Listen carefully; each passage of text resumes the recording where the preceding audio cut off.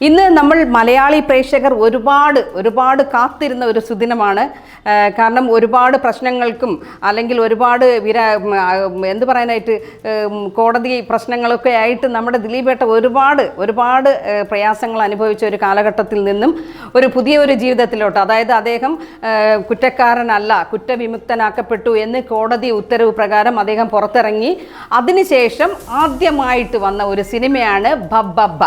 അപ്പോൾ അത്രയ്ക്കും തന്നെ പ്രേക്ഷകരും ഉറ്റുനോക്കിയിരുന്ന ഒരു സിനിമയായിരുന്നു ഭബ്ബബ്ബ. ഇപ്പോൾ ഞാൻ ഈ പറയുന്നതിൽ നിന്ന് തന്നെ നിങ്ങൾക്ക് മനസ്സിലാവും ആ സിനിമയുടെ ആ ഒരു സ്പിരിറ്റ് എന്താണെന്നുള്ളത്. സത്യം പറഞ്ഞാൽ ദിലീപിൻ്റെ ഒരു ശക്തമായ തിരിച്ചുവരവ് തന്നെയാണ് ഭബ്ബബ്ബ. എടുത്തു പറയേണ്ടത് തന്നെയാണ്. കാരണം നമ്മൾ പഴയ കണ്ടുപോയ ഒരുപാട് സിനിമകളിലെ കുറേ ഒരു ഷോർട്സൊക്കെ ഇതിലോട്ട് കയറി വരുന്നുണ്ട്. അതെല്ലാം തന്നെ ദിലീപിൻ്റെ പ്രമുഖ സിനിമ എന്ന് പറഞ്ഞാൽ നമ്മൾ ഒരുപാട് പ്രാവശ്യം കാണാൻ ആഗ്രഹിച്ച ആ സിനിമകളുടെ കുറേ ഭാഗങ്ങൾ നമുക്ക് റിപ്പീറ്റേഷൻ എന്ന് തോന്നും. പക്ഷേ യാതൊരു വിധത്തിലുള്ള ഒരു മടുപ്പുമില്ല. നമ്മൾ ചെന്നിരിക്കുന്നത് മാത്രം അറിയുന്നുണ്ട്. സിനിമ തുടങ്ങിക്കഴിഞ്ഞാൽ നമ്മൾ പിന്നെ വേറൊരു ലോകത്താണ്. സത്യം പറഞ്ഞാൽ പൊളി, ഏറ്റവും നല്ല ബെസ്റ്റ് സിനിമ എന്ന് തന്നെ നമുക്ക് പറയാം. പറയുകയാണെങ്കിൽ നമുക്ക് ഇങ്ങനെയും പറയാം, എന്താണ് ഇത്തവണത്തെ ക്രിസ്മസ് ദിലീപിൻ്റെ ഭബ്ബബ്ബ തൂക്കി എന്ന് തന്നെ നമുക്ക് ഉറപ്പായിട്ടും പറയാം. കാരണം അത്രയ്ക്ക് നല്ലൊരു സൂപ്പർ ഹിറ്റ് സിനിമ തന്നെയാണ് ഇപ്പോൾ ഇറങ്ങിയിരിക്കുന്നത്. അദ്ദേഹം ഇത്രയും കാലം ഇതിനു വേണ്ടി വർക്ക് ചെയ്തതും അല്ലെങ്കിൽ ഇത്രയും കാലം സമയമെടുത്ത് ആ ഒരു സിനിമ ചെയ്ത് പുറത്തിറക്കി എന്നുണ്ടെങ്കിൽ അതിന് പിന്നിൽ ഇത്രയും വലിയൊരു എഫർട്ട് ഉണ്ടെന്ന് നമുക്ക് ആ സിനിമ കാണുമ്പോഴത്തേക്ക് ഉറപ്പായിട്ടും നമുക്കത് മനസ്സിലാവും. ഇതിൻ്റെ സംവിധാനം ധനഞ്ജയ് ശങ്കർ ആണ് ചെയ്തിരിക്കുന്നത്. കഥ തിരക്കഥ നൂറിൻ ഷെരീഫ്, ഭർത്താവ് ഷാഹിം സഫർ. ഇതിലെ ഒരു കഥാപാത്രമായിട്ട് നൂറിനും അഭിനയിക്കുന്നുണ്ട്. പിന്നെ നിർമ്മാണം നമുക്കെല്ലാവർക്കും അറിയാം, ഗോകുലം ചേട്ടനാണ്. അദ്ദേഹം ഇതിലൊരു ചെറിയ വേഷം ചെയ്യുന്നുണ്ട്. ചെറിയ വേഷമാണെന്നുണ്ടെങ്കിൽ അത് നമ്മുടെ മനസ്സിനകത്ത് ഒരുപാട് എന്ത് പറയാനായിട്ട് ത്രില്ലടിപ്പിക്കുന്ന ഒരു വേഷമായിട്ടാണ് അദ്ദേഹം ഈ സിനിമയിൽ വന്നിരിക്കുന്നത്. അത് എടുത്തു പറയേണ്ട ഒരു കാര്യം തന്നെയാണ്. കാരണം നിർമ്മാതാവായ ഗോകുലം ചേട്ടൻ ആദ്യമായിട്ടാണെന്ന് തോന്നുന്നു ഒരു സിനിമയിൽ ഇങ്ങനെ ഒരു ഫേസ് കാണിച്ചു വരുന്നത്. ആ കാണിച്ചത് ഉഗ്രം പടത്തിൽ തന്നെ നമുക്ക് പറയാം എടുത്ത്. കാരണം നല്ലൊരു സീനിലാണ് അദ്ദേഹം വരുന്നത്. അത് സിനിമ കണ്ടാൽ നിങ്ങൾക്ക് മനസ്സിലാകുന്നത്. പിന്നെ അത് കഴിഞ്ഞ് നമ്മുടെ സംഗീതം ചെയ്തിരിക്കുന്നത് ഷാൻ റഹ്മാനാണ്. BGM എടുത്തു പറയേണ്ട കാര്യമാണോ? അല്ലെന്നാണ് എനിക്ക് തോന്നുന്നത്. കാരണം ഗോപി സുന്ദറിൻ്റെ BGM അത് കേൾക്കുമ്പോൾ തന്നെ പലർക്കും മനസ്സിലാകുന്നുണ്ട് എന്നുള്ളതാണ്. കാരണം തിയേറ്ററിലിരുന്ന് പലരും കൈയടിച്ച് പറയുന്നുണ്ട്, സൂപ്പർ അടിപൊളി ഗോപി സുന്ദർ എന്നൊക്കെ പറഞ്ഞിട്ട് എടുത്തു പറയുന്നുണ്ട്. അപ്പോൾ അദ്ദേഹത്തിൻ്റെ ആ BGM വളരെ നല്ല ഇതായിട്ട് തന്നെ, അതായത് പ്രേക്ഷകർ എങ്ങനെ ആസ്വദിക്കുമോ ആ രീതിയിൽ തന്നെ അദ്ദേഹം അത് ചെയ്തിട്ടുമുണ്ടെന്നുള്ളതാണ്. പിന്നെ ഇതിലെ കഥാപാത്രങ്ങളെന്ന് പറയുമ്പോഴത്തേക്ക് ദിലീപ് അത് എടുത്തു പറയേണ്ടതില്ല.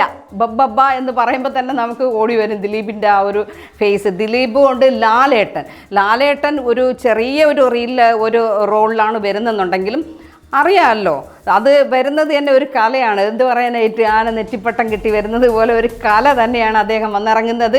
അദ്ദേഹത്തിൻ്റെ ഓരോ സംഭാഷണങ്ങളും ആ ഒരു എന്ത് പറയാനായിട്ട് വേഷവിധാനങ്ങളൊക്കെ തിയേറ്ററിൽ നിറഞ്ഞ കയ്യടി തന്നെയായിരുന്നു. കൂക്കിവിളിയോ മീൻസ് വേറൊന്നുമല്ല, കൂക്കിവിളി എന്നുള്ള ആർപ്പ് വിളിയോടുകൂടിയായിരുന്നു ലാലേട്ടനെ എല്ലാ പ്രേക്ഷകരും സ്വീകരിച്ചത്. അദ്ദേഹത്തിൻ്റെ സീനും വളരെ മനോഹരമായിരുന്നു. ലാലും നമ്മുടെ ദിലീപും തമ്മിലുള്ളൊരു കോംബോ ഡാൻസ് ഉണ്ട്. പക്ഷെ അത് അടിപൊളി. രണ്ടുപേരും ഒന്നിനൊന്ന് മെച്ചമൊന്ന് വേണം പറയാനായിട്ട്. സൂപ്പർ ഡാൻസാണ്. അപ്പം നമ്മുടെ ലാലേട്ടനുണ്ട്. ഇതിലെ എടുത്തു പറയേണ്ട 2 കഥാപാത്രങ്ങളാണ് നമ്മുടെ വിനീത് ശ്രീനിവാസനും ധ്യാൻ ശ്രീനിവാസൻ്റെ കാര്യം പറയണ്ടല്ലോ. പുള്ളി പറയുമ്പോൾ തന്നെ, അതായത് ഇടയ്ക്ക് കുറേ ഇൻ്റർവ്യൂസിലൊക്കെ പുള്ളിയുടെ ഫാമിലി മാറ്റേഴ്സ് അല്ലെങ്കിൽ അച്ഛനെയും ചേട്ടനെയൊക്കെ കുറിച്ച് പറയുന്നുണ്ട്. അത് ഈ സിനിമയിലും എടുത്തു പറയുന്നു എന്നുള്ളതാണ് ഏറ്റവും വലിയൊരു കോമഡി. അവർ രണ്ടുപേരും ഈ സിനിമയിലെ പ്രധാന കഥാപാത്രങ്ങളായിട്ട് തന്നെയാണ് അവതരിപ്പിക്കുന്നത്. പക്ഷേ സൂപ്പറാണ്. രണ്ടുപേരും കൊടുത്ത വേഷങ്ങളെല്ലാം ഗംഭീരമാക്കിയിട്ടുണ്ട്. പറയണ്ടല്ലോ, അഭിനയത്തിൻ്റെ കാര്യമൊന്നും രണ്ടുപേർക്കും പറഞ്ഞു കൊടുക്കണ്ട. കുറച്ചും കൂടെ മികവായിട്ട് എനിക്ക് തോന്നിയത് ധ്യാൻ ശ്രീനിവാസിൻ്റെ അഭിനയമാണ്. കുറച്ചും കൂടെ ഫ്രീ ആയിട്ട് തോന്നിയത്. അദ്ദേഹം വിനീത് ശ്രീനിവാസൻ മോശമൊന്നുമല്ല, പക്ഷേ കുറച്ചും കൂടെ ഓരോരുത്തർക്ക് ഓരോ ഇഷ്ടം കാണുമല്ലോ. അങ്ങനെ നോക്കുകയാണെങ്കിൽ എനിക്ക് കൂടുതൽ ഇഷ്ടപ്പെട്ടത് ധ്യാൻ ശ്രീനിവാസനെ തന്നെയാണ്. അപ്പോൾ എന്തായാലും പടം സൂപ്പർ ഹിറ്റാകുമെന്നുള്ളതിന് വേറെ ഒരു മാറ്റവുമില്ല, ഉറപ്പാണിത്. അത് കഴിഞ്ഞ് നമ്മുടെ ബാലു വർഗീസ് നല്ലൊരു റോളിലാണ് ചെയ്തിരിക്കുന്നത്. ആദ്യം നമ്മൾ വിചാരിക്കും കുറച്ച് എന്തോ എങ്ങനെയൊക്കെ ഇതാണെന്ന്. പക്ഷേ അല്ല, സൂപ്പർ റോളിലാണ് അദ്ദേഹവും ചെയ്തിരിക്കുന്നത്. ഒരുപാട് ഇതിൽ എടുത്തു പറയേണ്ട ഒരു കാര്യം എന്ന് പറഞ്ഞു കഴിഞ്ഞാൽ ഒരുപാട് താരനിരകൾ തന്നെ ഇതിനകത്തുണ്ട്. ഒരുപാട് താരങ്ങൾ, ഒരുപാട് സൂപ്പർ സ്റ്റാറുകൾ വരെ ഈ സിനിമയിൽ പങ്കെടുത്തു എന്നുള്ളതാണ് ഈ സിനിമയുടെ വിശേഷത. പിന്നെ അത് കഴിഞ്ഞിട്ട് സാൻഡി, അദ്ദേഹമാണ് ഈ ഇതിലെ ഡാൻസ് എന്ത് മീൻസ് കോർഡിനേറ്റ് ചെയ്തിരിക്കുന്ന അദ്ദേഹമാണ്. പക്ഷേ ഡാൻസ് കാണുമ്പോൾ തന്നെ മനസ്സിലാവും ഇത് ആരാ ചെയ്തതെന്ന്. നമുക്ക് അത്രയ്ക്കും വളരെ വളരെ സൂപ്പർ ഡാൻസ് അദ്ദേഹം അതിൽ ഡാൻസ് ചെയ്യുന്നുണ്ട്.